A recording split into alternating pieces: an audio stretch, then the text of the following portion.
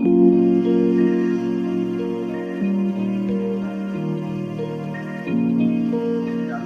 تیاری کر لیتے تھے.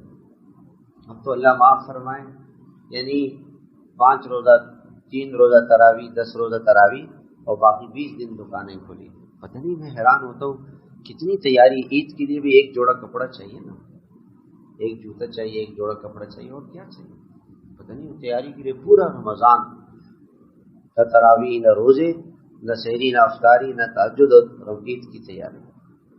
تو شیطان وہی ڈاکہ مارتا ہے جہاں اس کو پتا ہے کہ بھئی ان کو کچھ ملنے والا ہے اللہ کے خزانوں سے، وہی جا کے ڈاکہ مارتا. تو خدا کے لیے میرے بھائیوں، اپنے رمضان کو ضائع نہ کریں، رمضان کو ضائع نہ کریں. رمضان قیمتی بنائیں، کسی ماحول میں اپنے رمضان کو کسی ماحول میں گزاریں. حضرت مولانا ابراہیم دیولا جو ہمارے بڑے بزرگوں میں سے ہیں ہندوستان کے، حضرت بیان فرمایا علماء میں رائے کے اجتماع میں، فرمایا لے کہ جب رمضان آتا تھا تو مولانا یوسف صاحب کے پاس ہم رہتے تھے رمضان میں، وہاں نظام الدین میں. تو مولانا ہمیں فرماتے تھے کہ رمضان حضرت شیخ کے پاس جا کے گزار، ہمیں وہاں بھیجتے تھے اور ہم وہاں جا کے حضرت شیخ الحدیث صاحب رحمۃ اللہ علیہ کے پاس اپنا رمضان گزارتے. تو میرے بھائیوں، رمضان کسی ماحول میں گزاریں، قدر کریں، اپنے وقت کو ضائع نہ کریں. کوشش کریں کہ رات کو تراویح کے بعد جلدی سو جائے. اور آپ علیہ السلام رمضان میں صرف سحری میں کھانا کھاتے تھے، افطار میں مختصر افطار بس، اور اس کے بعد کھانا نہیں، رات کو کھاتے تھے. پھر رات کو کھانا کھا لیں گے تو تراویح نہیں ہوگی، تہجد نہیں ہوگی، رات کو اعمال کیسے کر سکیں گے، اعمال نہیں ہو سکیں گے. تو رات کو کھانا نہ، مختصر دودھ پی لیا، کوئی افطاری کھا لی بس، پھل کھا لیے بس، کھانا نہیں کھانا صبح سحری میں کھا بس. تو انشاءاللہ اٹھنا بھی آسان ہوگا. اور تہجد 2-4 رکعت پڑھ کر اللہ تعالیٰ سے دعا مانگے. اس وقت اللہ تعالیٰ کی بڑی رحمت متوجہ ہوتی ہے. رمضان کی راتوں میں بڑی روحانیت کی رات ہے. صبح فجر کے بعد مسجد کے اعمال میں جڑے، مشورہ ہو، تعلیم ہو، اس سے فارغ ہو کے ذکر تلاوت اشراق تک، پھر 1-8 گھنٹہ سو جائے، پھر اپنے کام کاج پہ چلا جائے، 2-3 بجے واپس آئے، تھوڑا آرام کرے، پھر عصر سے لے کے تراویح کے بعد تک اپنا وقت مسجد میں گزارے، ذکر میں، تلاوت میں، اپنے دعوت میں، تعلیم میں، اپنے معمولات میں.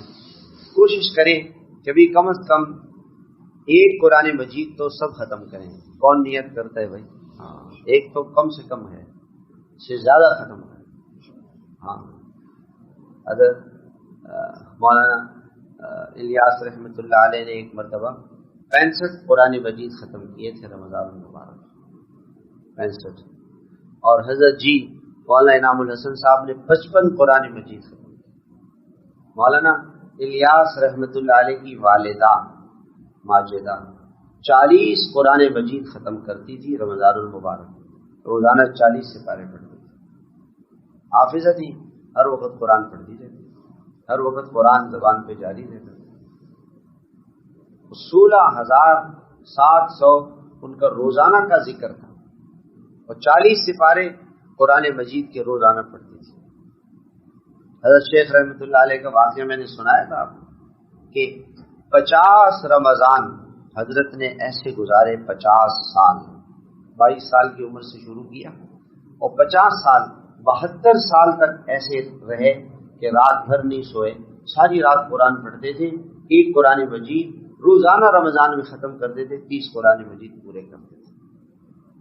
اسی میرے بھائیو، امام اعظم امام شافعی رحمۃ اللہ علیہ، امام بخاری رحمۃ اللہ علیہ 30 قرآن مجید ختم کرتے تھے رمضان.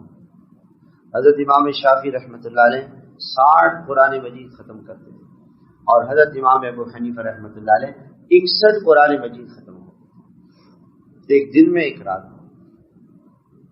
جب آدمی کسی کام میں لگ جاتا ہے، اب جیسے یہ دکاندار ہیں، یہ رمضان میں کتنا سوتے ہیں؟ 2-3-4 گھنٹے سحری کے بعد سوتے ہیں، اور پھر جب زور میں 10-12 بجے جاگے پھر دکان، وہ 12 بجے دکان گئے اور صبح فجر کے وقت کتنی لمبی ڈیوٹیاں دیتے ویسے وہ اللہ کو اٹھ دیتے. تو میرے محترم بھائیوں، یہ رمضان قیمتی بنائے، اس کا ایک لمحہ بھی ضائع نہ کریں۔ نیت کرتے ہیں نا انشاءاللہ۔ عورتیں بھی گھروں میں ایک اپنے